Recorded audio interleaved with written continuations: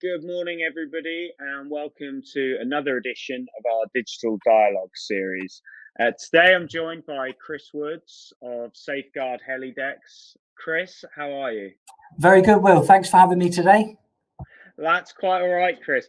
Now, Chris, obviously, I think we're well known for being a niche within a niche. This magazine likes to promote every sector of the industry.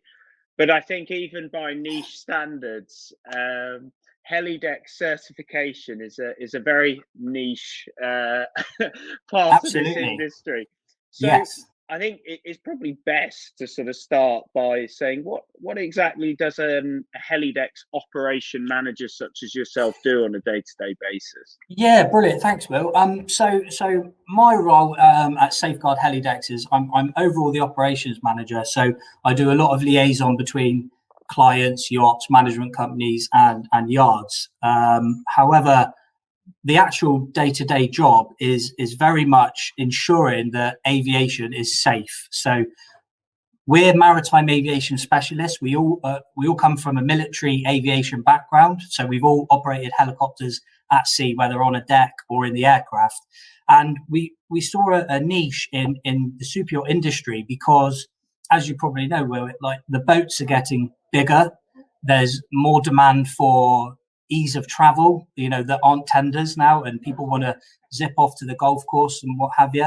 But equally, I think the aesthetics of a boat, a lot of people like to have a helideck now and the option of a helideck. So when we looked at it, we have all worked in aviation flight safety. We wanted to kind of put our knowledge and our experience into that industry because we knew it was only going to get bigger and stronger. There are some very good aviation training companies out there that do a fantastic job of training the crews up. And we kind of follow up and make sure that the platform itself, in all respects, is safe to operate a helicopter commercially. So that involves fee-paying passengers, chartered guests that want to, like I said, use a helicopter at ease. So it's a very, very interesting job, and I would say no one job we've never had the same job twice, as in everything's different, and one yacht might have a different set of equipment to another. They might operate differently, but we try and standardize the kind of safety throughout, to be honest. Okay. And I guess this is journalism in the truest sense of the word, because I'm learning as we have this conversation live. Yeah. So for a layman such as me, how does the certification process work in practice? Because obviously we as an industry are used to associating certification across a vessel with class. Yeah, absolutely. Yeah. So what is it about Helideck certification and that makes it a distinct discipline for a company such as yourself, and how does the process work in practice? I think that all boils down to the class and societies having experienced personnel, and unfortunately they don't necessarily always have that, hence why we have MCA accredited training companies, MCA accredited certification bodies, and we work on behalf of them to ensure that the compliance between the standards and the rules and regulations. So we will operate on behalf of the MCA. We would go out and certify a deck based on the rules and regulations that are laid out. Now, the rules and regulations are a lot of the time open to scrutiny, and there's a lot of read across, and people do get confused of what's relevant and what's not. And what we try to do is just help people along. And the earlier we engage with a new yacht or a new build, the easier it is for the build team, the design team, the architects, and we can get it right from the beginning. We are finding that some of the bigger boats that necessarily aren't certified but are maybe close to it are playing catch up a little bit. And we also like to help. If there's something that we could say, let's say a deck marking is missing, or they want a certain helicopter to land, we'll look at the kind of requirements for size, fire cover, emergency cover, and it's not the world according to us. We engage with everybody, and we've got some very good experts in this industry that I can pick the phone up to and almost tabletop this out. And that's probably been the best thing for me is not trying to be a one-man superhero in aviation, in the super yacht industry. I love engaging with other people that have the same passion for this as me, and you do get some different opinions, and sometimes it just clues you in to go, oh yeah, you maybe can do that actually if that happens. So we try and take a really, really positive approach to the rules and regs. It's an awful thing. I don't like the negative side of things, of almost being a policeman and saying, no, you can't do that. That's not what we do. Yeah. We like to problem solve first and foremost. That's our kind of bread and butter, is helping people through this process. So do you feel, you sort of touched upon this, do you feel that actually there's a sort of complete or comprehensive enough understanding among the major stakeholders within new build projects to bring the, not just to bring you guys in at an early enough stage, but to understand that you're actually a necessary part of that very early stage in the development process? Yeah, that's a really good question. And I think that I've been very surprised sometimes at other people's knowledge, people that aren't involved in aviation, that have obviously taken time out to read these rules and regs, and they've approached us and gone, we've read the rules and this is what we've interpreted. Is it certifiable? And sometimes I'm like, wow, you've really got this. Perfect. And we know that at the end of it they'll be successful.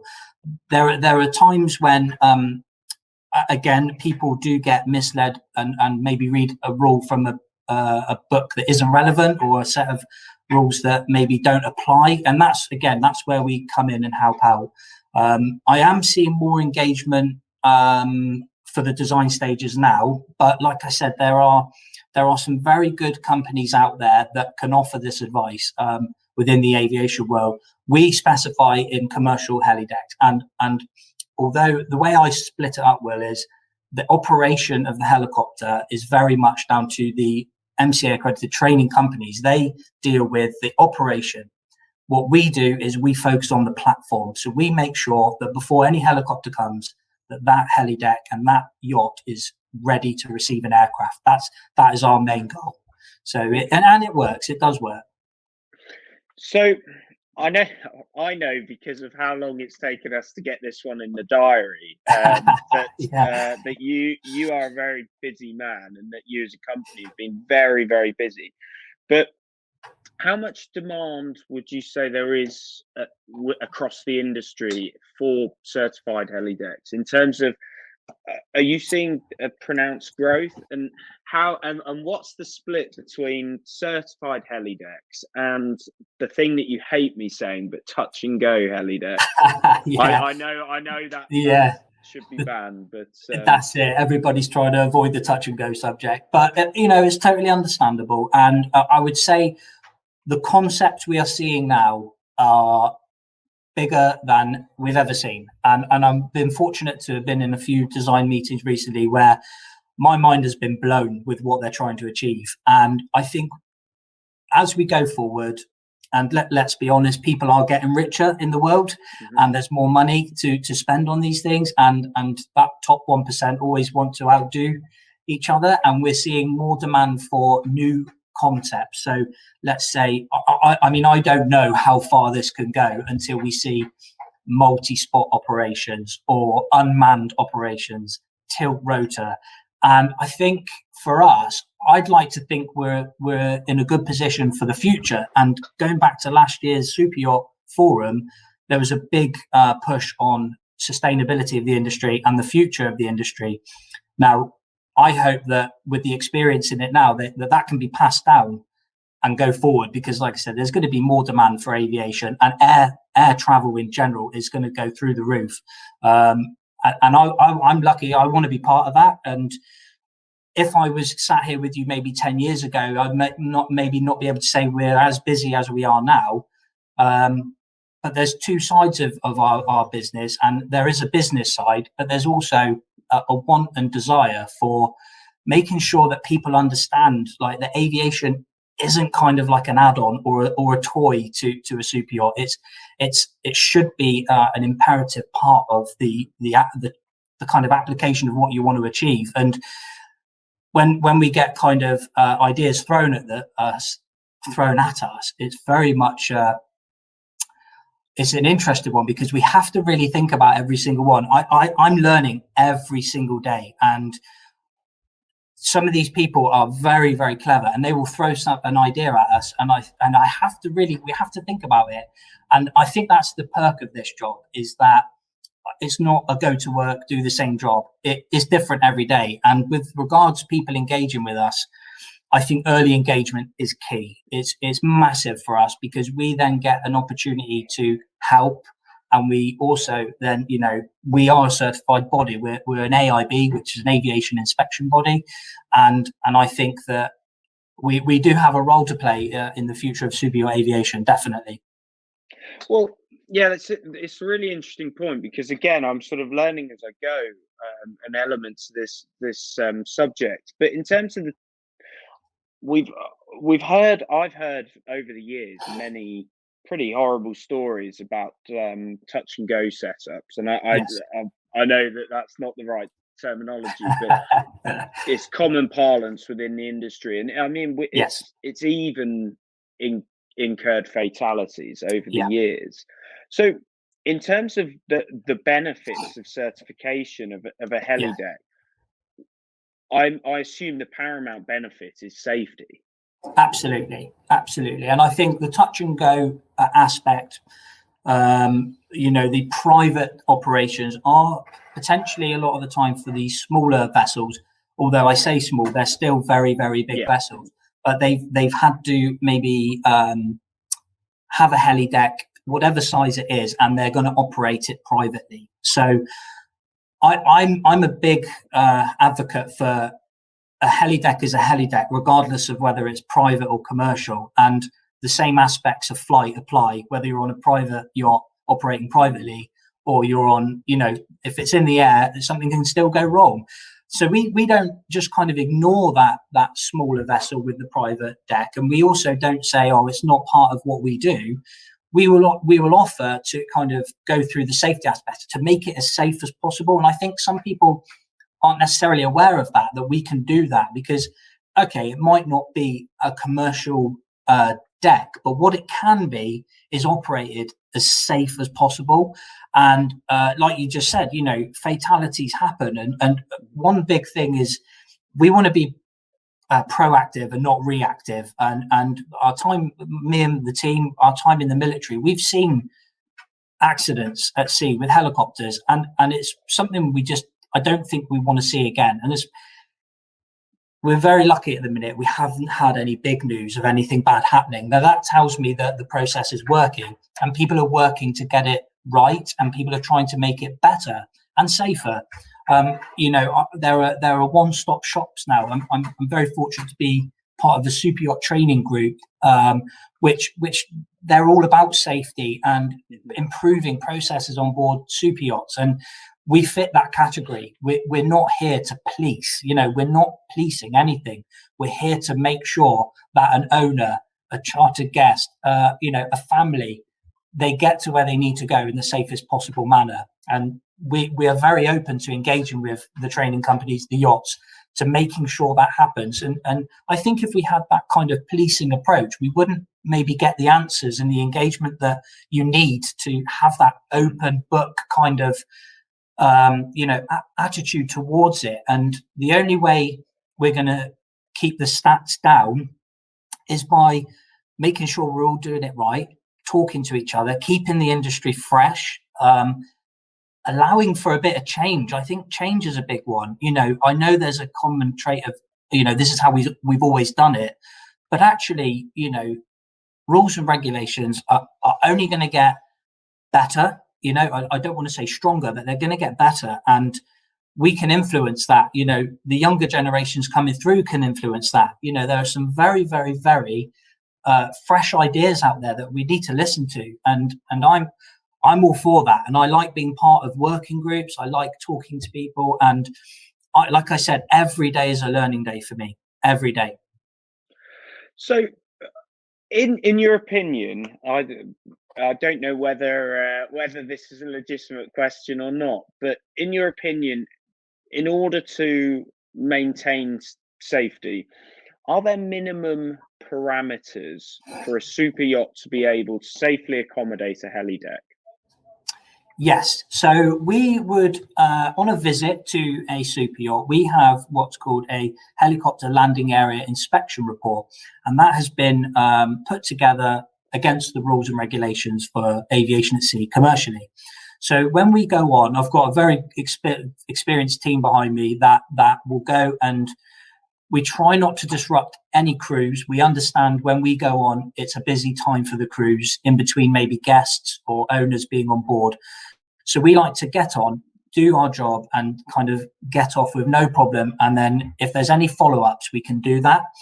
But with regards to parameters, what we'll go on and check for is the sizing of the deck, the measurements, the deck friction, firefighting capabilities. I always read up on the processes they have in place, because that gives me a real picture of what they're trying to do and how they're doing it. And if they take it seriously enough, and 9 times out of 10 people they understand. And I think for a super yacht crew, I think the aviation can sometimes be seen as a burden if it's not your core job. But then on the other side of things, everybody likes seeing a helicopter land on a boat at sea.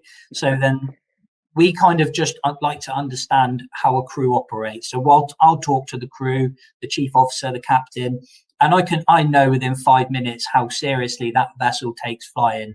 And I've been on some boats that are near on perfect for aviation, and sometimes they don't do enough of it. And I've said, you've got it made. It's perfect for flying.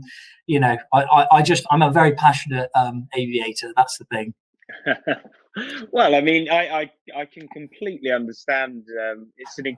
It is an incredible phenomenon that we've been able to accommodate as an industry.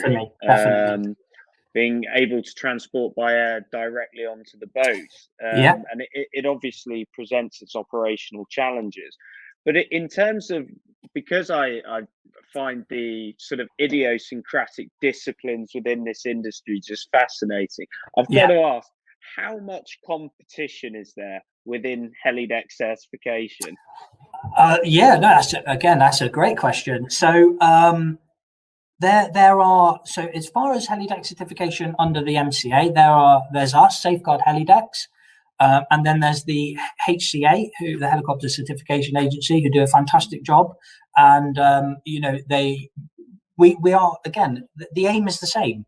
So as much as business is business, how far do you come away from trying to achieve the aim to get business? Do we cut corners just because we want the business? And I think it's a very fine line. We've got to remain professional. And the train, again, I go back to the training companies, the super yacht training group, the people involved in that. There's competition in everything. I mean, I'm sure the super yacht group have got competition, but it's healthy. It keeps things fresh, and I feel that it keeps us on our toes. The evolution of rules, working groups. I would never go to a table at a working group and pretend to know everything and try to be the expert, because I like to listen and I like to get opinions and formulate plans with people. So as much as you say competition, we're all in it for the same reason, and it's kind of to save life, isn't it? To operate safely and make sure they're flying as best they can. So it's I'm trying to that's a positive view on kind of the industry for me. But who knows, in the future with more travel, there might be more people that want to do this. I'm very proud of Safeguard Helidecks, because this has been based on like I said, a very military crossover with the team. And I believe that we've got a lot of experience, flight deck experience, that have seen almost every eventuality of aviation, that you can possibly see in 20 years of flying and working on busy flight decks in wartime scenarios. And I think because of that experience, we're best placed to understand that what could go wrong. I think that's the key thing, is understanding that it could go wrong, and never, ever, ever to be complacent. That's a big thing for me, is never sitting on my laurels and just going, oh, it should be okay. Because at the end of the day, if I have to stand up in court because I've certified a boat and something's happened, I need to ensure that I've done it for the right reasons. And that's a big thing for me. Okay. So at the top of the conversation, Chris, you mentioned a few sort of directions the industry could go in the future, and the way things could develop. In your opinion, where is super yacht aviation heading? And what are we sort of working towards? This is a favorite topic of mine, and one I've done an editorial for you recently. The future of super yacht aviation.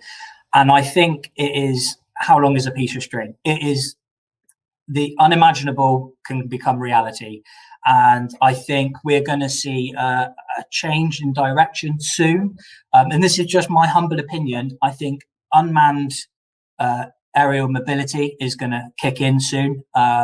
So we might see more drone operated activity on super yachts, whether that's with just cargo or whether it's personnel. But I do think there's going to be a change in how we operate. I don't think that helicopters will disappear, because they're the workhorses of the industry. But I do think that you'll see bigger vessels. I think we'll see potentially concurrent flying operations. At the minute, we're very much used to single spot activity, so one helicopter operating at a time.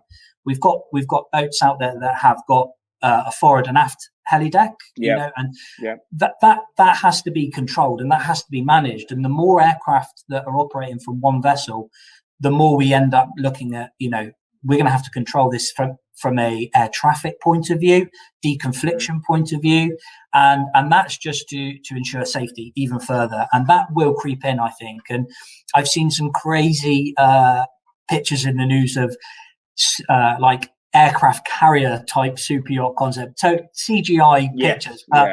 I've been thinking maybe that's not far away from the truth. It could actually happen.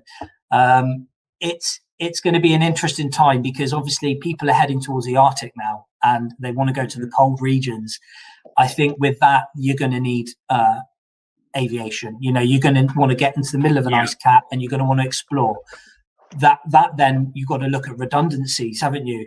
What if that helicopter can't come and pick you up because it's had an engine failure or something's happened on board?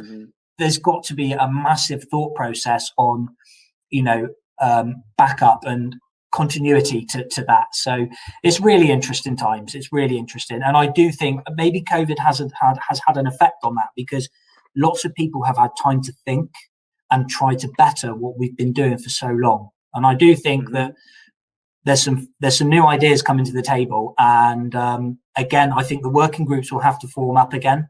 And hopefully Safeguard Helidex could be part of that, and we can take it forward from a certification point of view. Definitely. God, it is a mind-blowing thought, just what is mental. Achievable. And it's crazy. It is incredible. I think just finally, Chris, obviously, while we focused on your area of expertise, you are you're a stakeholder in this industry, and you guys play a key role in best practice within your sector. I think as an overview of the industry as a whole, and as I'd like to say, young professional, what is your outlook for the future of this industry? Are you positive for our collective future? Absolutely. And I, like everybody, when this COVID-19 hit last year, the fear that companies were just going to vanish and they weren't going to be able to maintain a status quo and keep going forward and come back into it when we got back into it.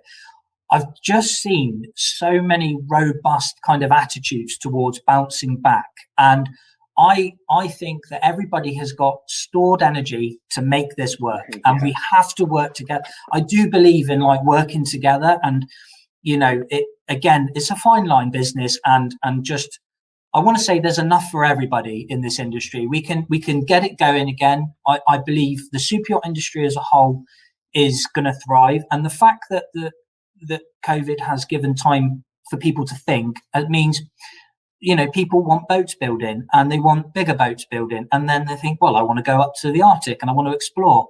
And I just think that throw that together, as well as the future of, the urban air mobility type scenario, it's kind of so exciting that I want it all to happen right now. But I'm kind of itching to get back out there, and I've missed Amsterdam, the Super Yacht Forum. I've missed the Monaco shows, because they are ideal to meet people and to hear their ideas and to see different contacts. And I think that is a big thing with this industry. There's a very social aspect to this industry that comes with the business, and if we lose that social aspect, we become a kind of virtual reality. We only talk on screens, and I think everybody's done with video calls. So I think everybody's looking forward to face-to-facing again and talking about what can be done. And like I said, I'm very, very fortunate to be part of a super yacht training group that do speak quite a lot, and they're all working to keep this going, staying positive, and I'm 100% excited about the future. Whether it's 2021 or 2022, it will bounce back, and we hope to be at the forefront of the super yacht aviation side of things. Well, Chris, I mean, obviously one can't fail to be infected by your enthusiasm, and your outlook for the future is absolutely wonderful. Brilliant. I look forward to catching up in person in the not too distant future, hopefully sometime before Amsterdam this year. Yes, in the meantime, I hope business continues to thrive, and thanks very much for your time, Chris. That's brilliant. Thanks, Will. Bye-bye. Bye-bye.